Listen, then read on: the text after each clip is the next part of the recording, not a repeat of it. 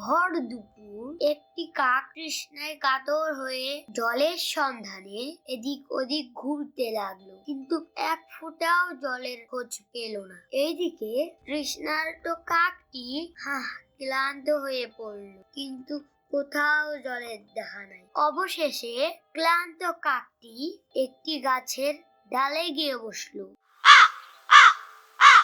এই ডালে বসে একটু বিশ্রাম করি, আর দেখি কোথাও জলের সন্ধান পাই কিনা। হঠাৎ কিছু দূরে একটি কলসি তার নজরে পড়ল। হয়তো ওই কলসিতে জল থাকতে পারে।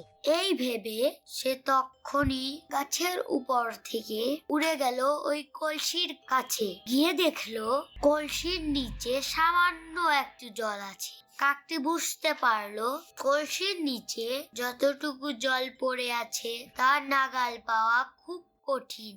কলসিটাকে কোনোভাবে কাত করতে পারলে হয়তো জলটুকু খাওয়া যেতে পারে। এজন্য সে বারবার চেষ্টা করতে লাগলো কলসিটাকে কাত করার, কিন্তু কিছুতেই তা পারছিল না। ভারাক্রান্ত মনে কাকটি কলসির উপর বসে চারিদিকে পর্যবেক্ষণ করছিল। একটু দূরেই দেখতে পেল কিছু ছোট ছোট নুড়ি পড়ে আছে। তখন কাকটির মাথায় একটি বুদ্ধি এলো।